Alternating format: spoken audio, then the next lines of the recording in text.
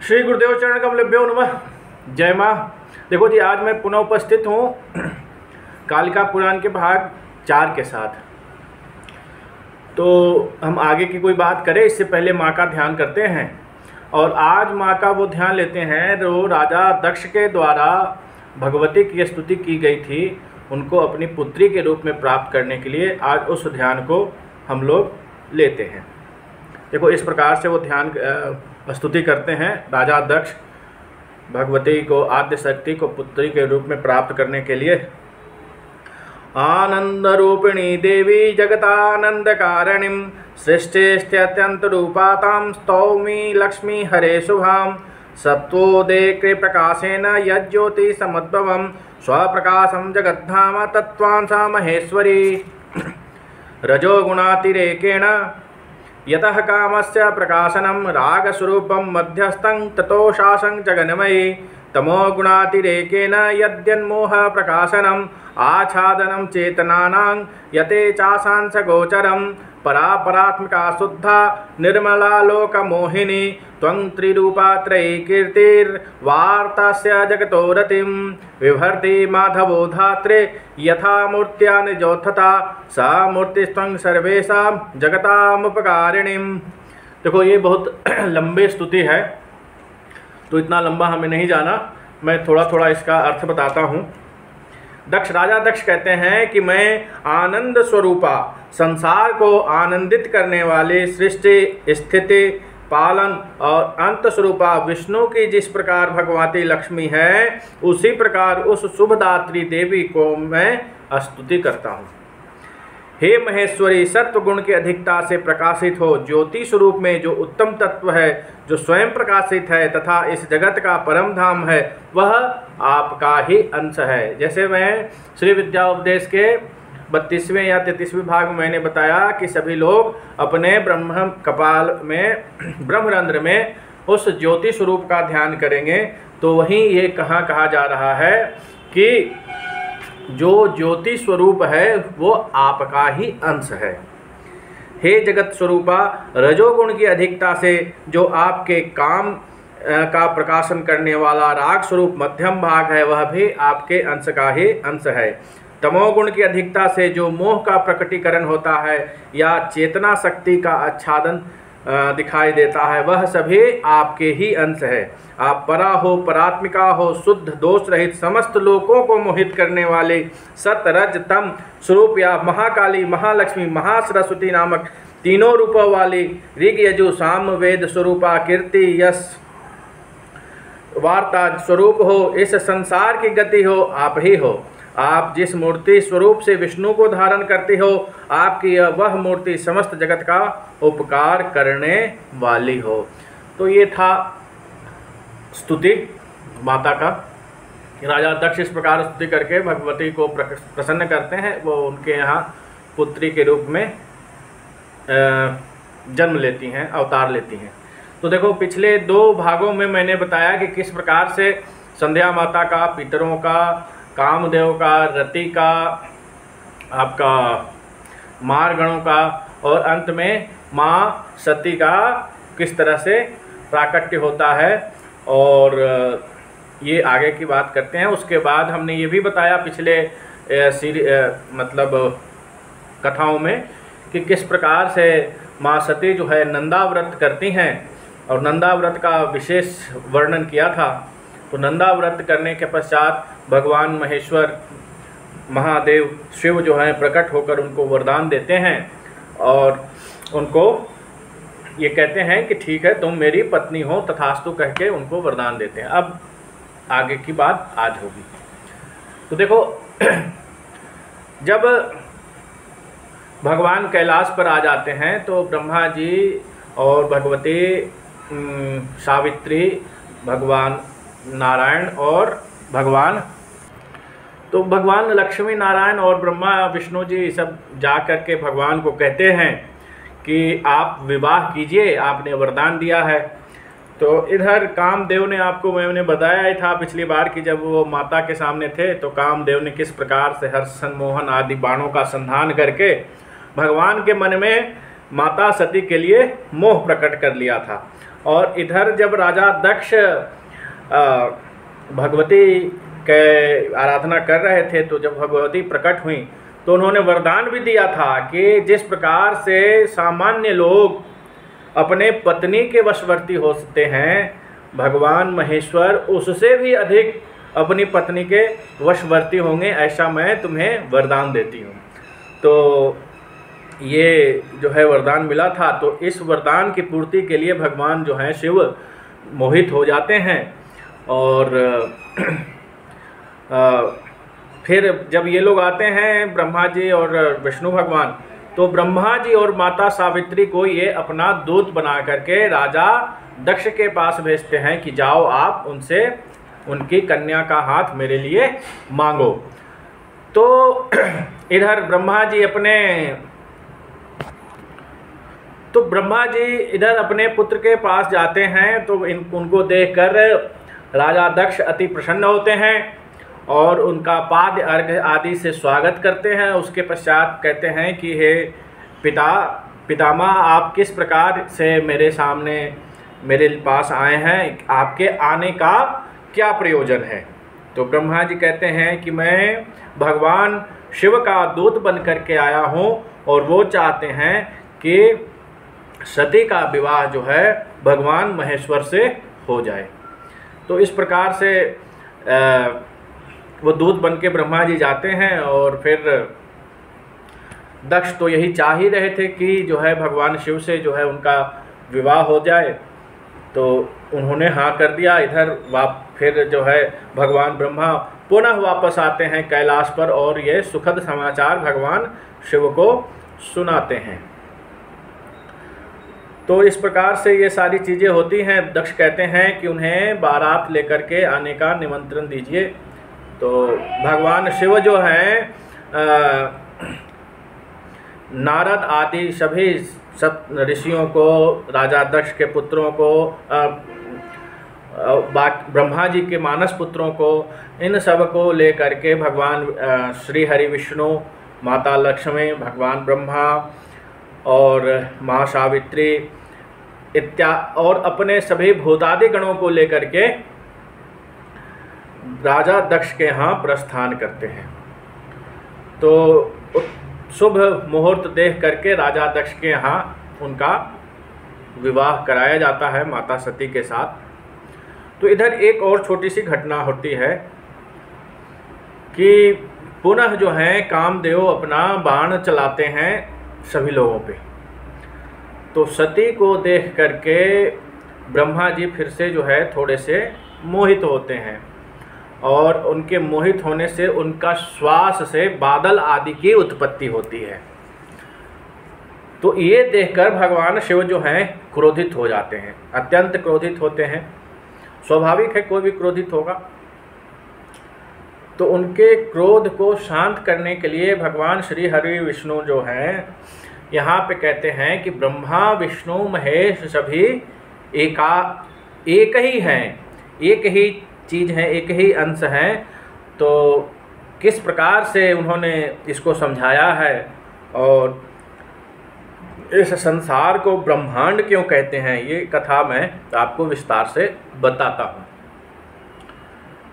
देखो, श्री भगवान उवाच, मतलब भगवान विष्णु कहते हैं, इदं तमोमयं सर्वम् आसीद् उद्भवनं वर्जितम् अप्राज्ञातं लक्ष्यश्च प्रसुप्तमेव सर्वतः। प्रारंभ में सब कुछ तमोमय था, भुवनों का कहीं चिन्ह नहीं था, सब ओर से अनदेखा अनजाना प्रसुप्त की भांति प्रतीत हो रहा था। मतलब प्रारंभ में कुछ भी नहीं था, सब शून्य थे, केवल और केवल वहाँ जो है पर ब्रह्म निवास कर रहे थे। वहाँ न तो दिन रात्रि का अंतर था, न आकाश था, न पृथ्वी थी, न अग्नि था, न जल, न वायु, न अन्य कुछ भी स्थित था। एकमात्र सूक्ष्म इंद्रियों से भी परे शाश्वत अव्यक्त शोक हर्षादि द्वंद्व से रहित पर ब्रह्म परमात्मा ही ज्ञान रूप से स्थित था। क्या था? परमात्मा जो है वो ज्ञान रूप से स्थित थे। तो इस प्रकार से वो बताते हैं कि जगत का एकमात्र कारण काल भी उपस्थित था। और उसके बाद क्या हुआ कि पर ब्रह्म जो है सृष्टि हेतु परब्रह्म जो है विचार करते हैं। और प्राचीन काल में सृष्टि हेतु अपने प्रकाश से प्रकाश रूप में प्रकाशित स्वयं जो है परब्रह्म प्रकृति को अत्यधिक शुद्ध करते हैं। प्रकृति के शुद्ध होने के कारण महत तत्व की उत्पत्ति हुई। उसके महत तत्व से 3 प्रकार का अहंकार उत्पन्न हुआ। जो 3 प्रकार के तत्व हैं सतरजतम, ये 3 प्रकार का अहंकार उत्पन्न हुआ। अहंकार के उत्पन्न होने से शब्द तन्मात्रा की, उस शब्द तन्मात्रा से निराकार अनंत आकाश की विष्णु ने सृष्टि करी। तो क्या है कि ये आकाश जो है स्वयं भगवान विष्णु ही हैं एक तरीके से, क्योंकि यहाँ देखो कह रहे हैं कि निराकार अनंत आकाश की भगवान विष्णु ने सृष्टि करी। इसलिए भगवान विष्णु का जो रंग है वास्तविक रंग वो आकाश के समान ही है, मतलब नीलवर्णम। तब रसन तन मात्रा से शिव ने निराधार जल तत्व की सृष्टि करी, जो स्वयं निराधार होते हुए भी उस अर्थ तत्व को अपनी माया से धारण किया। अब देखो जल तत्व की सृष्टि भगवान महेश्वर भगवान शिव करते हैं। तो इसीलिए अब लोग ये कहते हैं कि जो उनको पीड़ा हो रही है, उनको उन्होंने विष धारण किया तो उनका दिमाग गर्म रहता है, इसलिए जो है उन पर जल ढारो। ऐसा नहीं है।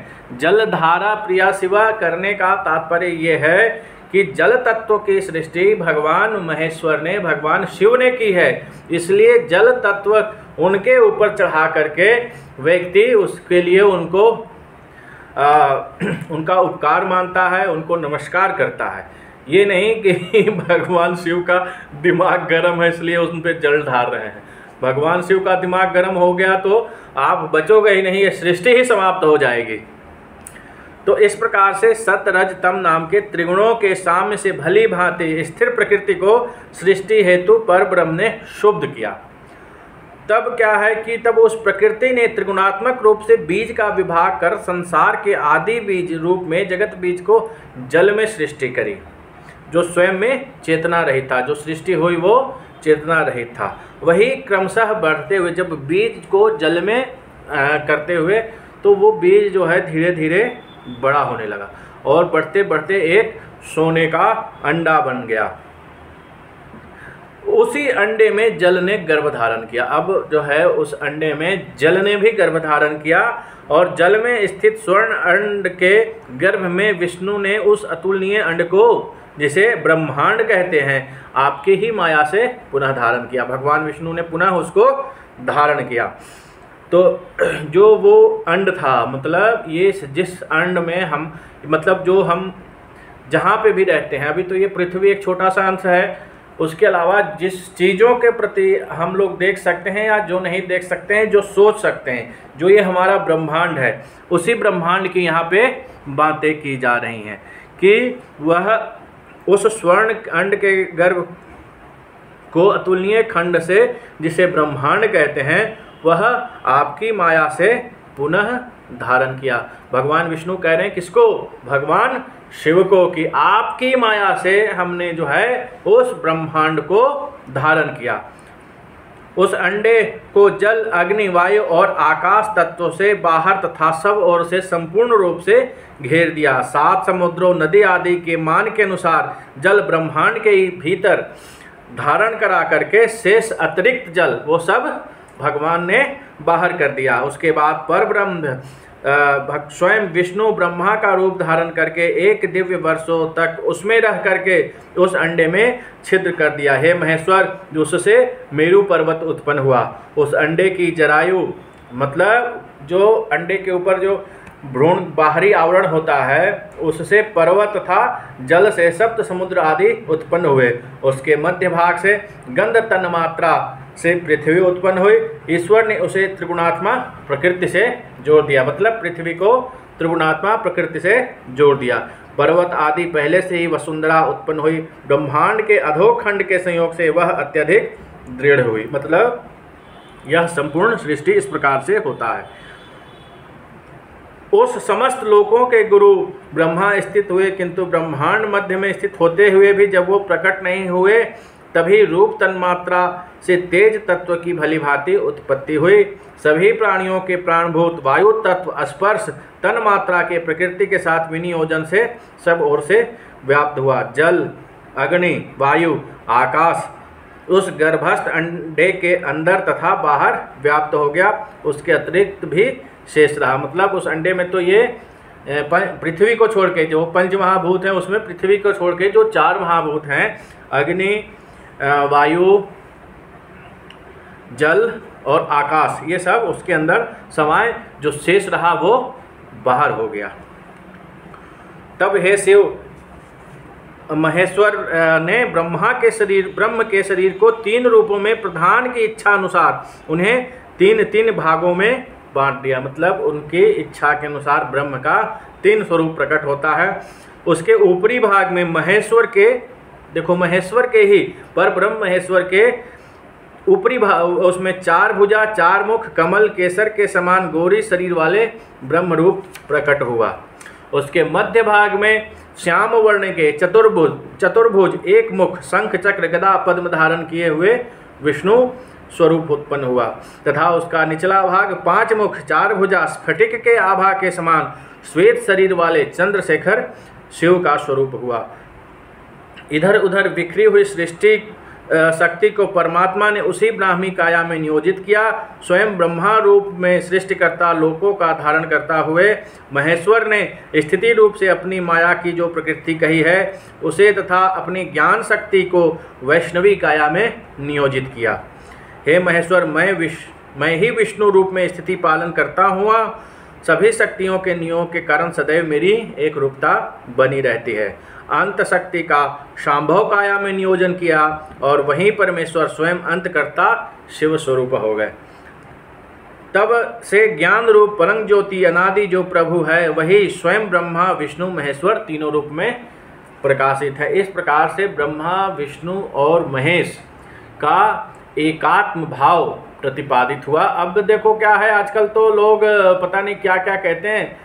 कोई शिव जी को नीचा दिखाने में लगा रहता है, कोई विष्णु जी को नीचा दिखाने में लगा रहता है। परंतु ऐसा है कि किसी एक को भी बाहर करोगे ना तो सृष्टि धड़धड़ा के गिर जाए, क्योंकि वो एक का ही स्वरूप 3 भागों में विभाजित हुआ है, सत रज तम।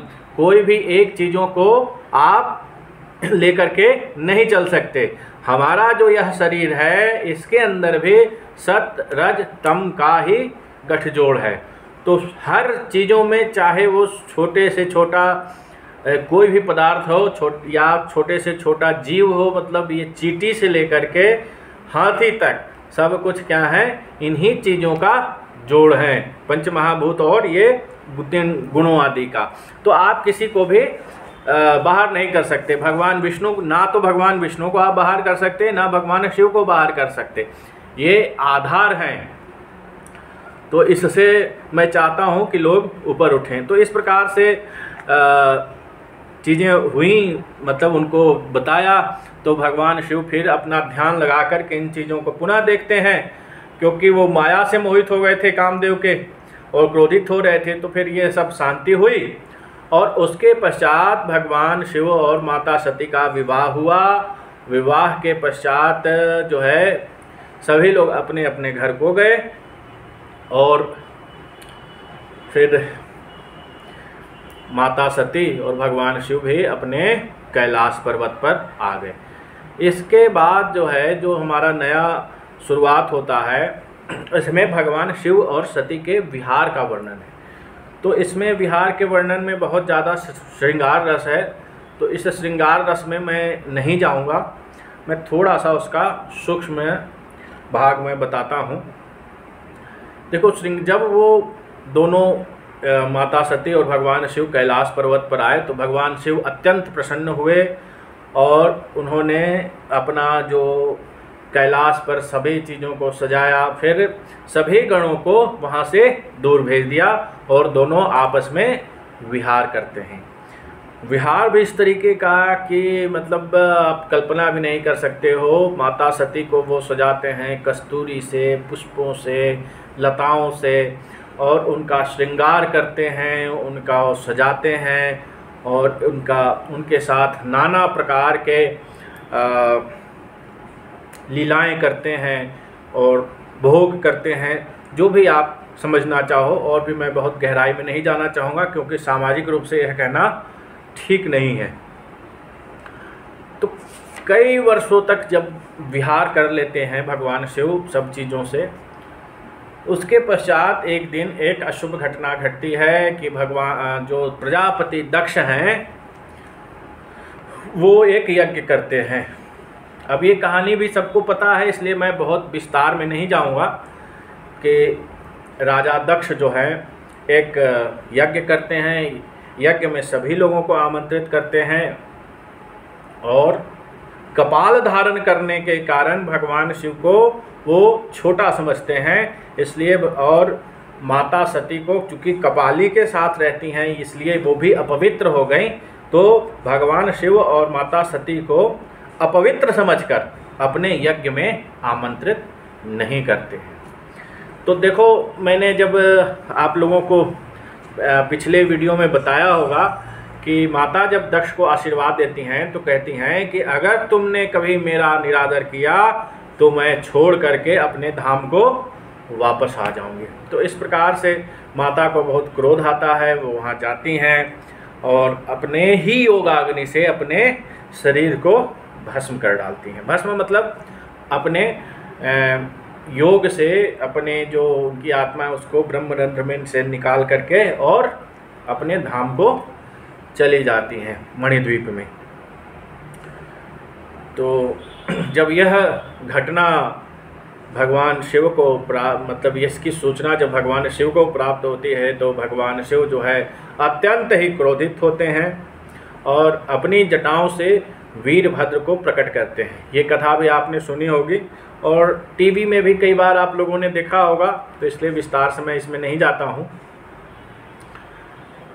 उसके बाद भगवान वीरभद्र जो है उनको आज्ञा मिलती है दक्ष के यज्ञ का नाश करने के लिए। तो भगवान वीरभद्र चल पड़ते हैं दक्ष के यज्ञ की ओर और जो भी रास्ते में आता है सबको मारते काटते हुए भगवान वीरभद्र दक्ष यज्ञ में पहुंचते हैं। और दक्ष यज्ञ में सभी लोगों का, कुछ ऋषियों के हाथ तोड़ डालते हैं, किसी का आँख फोड़ डालते हैं, मतलब तरह तरह का विध्वंस मचाते हैं।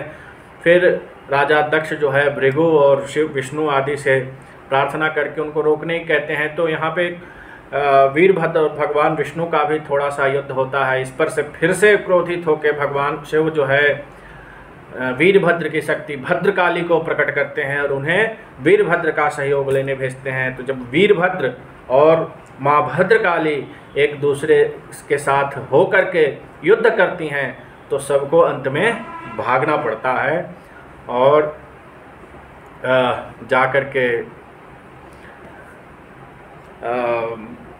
दक्ष के यज्ञ का विध्वंस कर देते हैं और अंत में दक्ष का सिर काट करके उसी कुंड में डाल आते हैं भगवान वीरभद्र।